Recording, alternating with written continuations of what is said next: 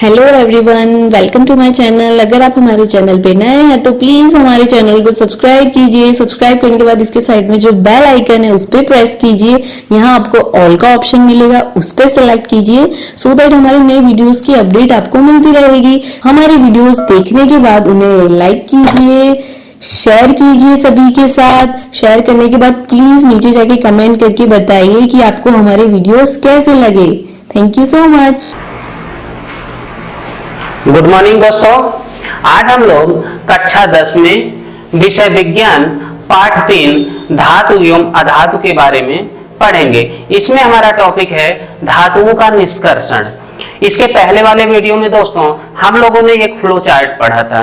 उसमें बताया गया था कि अधिक सक्रिय, मध्यम सक्रिय और कम सक्रिय अलग अलग धातुओं का निष्कर्षण उनके अयस्कों से कैसे प्राप्त किया जाता है। तो इसमें हम लोग सीखेंगे सक्रियता श्रेणी में नीचे आने वाली धातुओं का निष्कर्षण। यहाँ पे मर्क्यूरिक सल्फाइड यानी मरकरी का अयस्क है, उससे जो है मरकरी को कैसे प्राप्त किया जाता है। तो उस फ्लो चार्ट में आपने देखा है कि निम्न क्रम में जिनकी सक्रियता कम होती है ऐसी धातुओं के अयस्कों से भर्जन के द्वारा, भर्जन मीन्स ऑक्सीजन की उपस्थिति में उसको गर्म किया जाता है। तो यहाँ पे ये मर्क्यूरिक सल्फाइड है, ऑक्सीजन की उपस्थिति में उसको गर्म किया गया तो मरकरी का ऑक्साइड बना और सल्फर डाइऑक्साइड बना।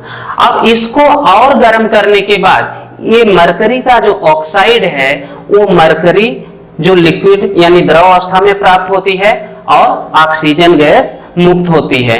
इस तरह से भर्जन प्रोसेस के द्वारा, भर्जन मीन्स ऑक्सीजन की उपस्थिति में सल्फाइड युक्त अयस्क को गर्म किया जाता है तो उस अयस्क से वो धातु आपको प्राप्त हो जाती है। तो अब दोस्तों हम लोग मध्यम क्रम में सक्रिय धातुओं के बारे में देख लेंगे।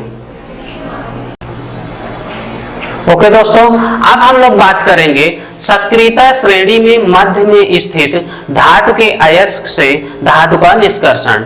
तो फ्लो चार्ट में आप लोगों ने देखा कि मध्य में जो धातुएं स्थित थी उनके या तो कार्बोनेट होंगे या तो सल्फाइड। तो अगर सल्फाइड है तो उसका हम भर्जन करते हैं। भर्जन मतलब ऑक्सीजन की उपस्थिति में उसको गर्म किया जाता है तो उस धातु का ऑक्साइड मिलता है। तो जैसा कि आप देख पा रहे हो यहाँ पे जिंक सल्फाइड है, उसको ऑक्सीजन की उपस्थिति में गर्म किया जा रहा है। तो गर्म करने के बाद जिंक का ऑक्साइड मिलता है और सल्फर डाइऑक्साइड मिलती है। दूसरा प्रोसेस है निस्तापन। निस्तापन कब किया जाता है? जब धातु का कार्बोनेट अयस्क के रूप में उपस्थित हो। जैसे जिंक कार्बोनेट है, अगर इससे जिंक प्राप्त करना है तो जिंक कार्बोनेट को ऑक्सीजन की अनुपस्थिति में गर्म किया जाता है तो जिंक ऑक्साइड और कार्बन डाइऑक्साइड गैस बनती है।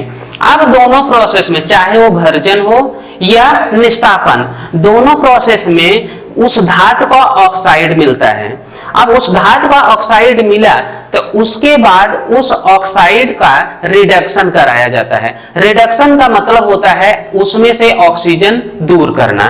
तो अब हम किसी ऐसे तत्व से इसकी अभिक्रिया कराएंगे कि जिससे ऑक्सीजन उसके साथ संयोग कर ले और वो धातु मुक्त हो जाए। जनरली क्या होता है कि कार्बन रिडक्शन कर्ता के रूप में उपयोग किया जाता है।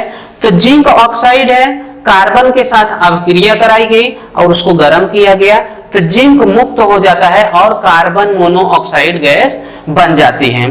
तो जैसा कि आप लोग सुने होंगे रेल की पटरियों में अगर क्रैक हो जाता है, कहीं पे रेल की पटरी टूट जाती है तो वहां पे उसको जोड़ने के लिए एल्युमिनियम पाउडर का उपयोग करते हैं। जैसा कि यहाँ पे आपको एक फोटो दिख रहा है, वहां पे कुछ रेल कर्मचारी रेल की पटरी को जोड़ रहे हैं। तो वहां पे होता क्या है, आयरन का ऑक्साइड होता है, रेल की पटरी बाहर के वातावरण के ऑक्सीजन और नमी के साथ अभिक्रिया करके आयरन के ऑक्साइड में कन्वर्ट हो जाती हैं। अब एल्युमिनियम का पाउडर उसके साथ जब अभिक्रिया करता है तो एल्युमिनियम आयरन से ज्यादा सक्रिय होता है।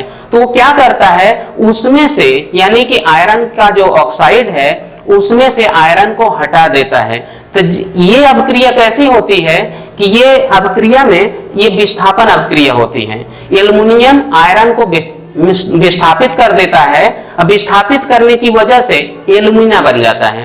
अब एल्युमिना और पिघला हुआ आयरन जो वहां पे रेल की पटरी क्रैक हुई होती है वहां पे भर जाता है। इस तरह से रेल की पटरी व्यवस्थित हो जाती है। तो ओके दोस्तों, अब हम लोग सक्रियता श्रेणी में उच्च क्रम में जो धातुएं आती हैं उनका निष्कर्षण कैसे करते हैं उसको देख लेते हैं यहाँ पे।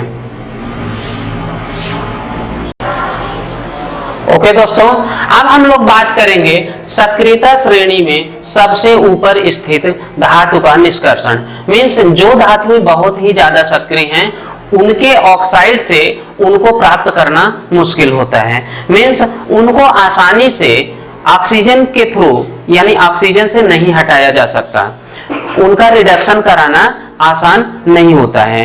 तो इसके पहले जो कम सक्रिय धातुएं थी, जो मध्यम क्रम में थी, उनका रासायनिक रिडक्शन कराया जाता था। मीन्स किसी दूसरे तत्व के साथ या कार्बन के साथ अभिक्रिया करा करके उनसे ऑक्सीजन को दूर किया जाता था। लेकिन अब ये धातुएं क्या है कि बहुत सक्रिय हैं, तो इनसे जो है ऑक्सीजन को दूर करना मुश्किल होता है। इसके लिए विद्युत रासायनिक रिडक्शन का उपयोग किया जाता है। विद्युत रासायनिक रिडक्शन उपयोग करने के लिए कैथोड पर वो धातु प्राप्त होगी जिस धातु का आपको निष्कर्षण करना है, और एनोड पर क्लोरीन गैस। यहाँ पे जैसे कि सोडियम क्लोराइड है तो वहां पे धातु जो है एनोड पे कैथोड पे प्राप्त होगी और एनोड पर जो है क्लोरीन गैस प्राप्त हो जाएगी। तो एक्सपेक्ट करता हूं कि आप लोगों को ये वीडियो पसंद आया होगा। आप लोग इसे ज्यादा से ज्यादा लाइक करें और शेयर करें। Thank you.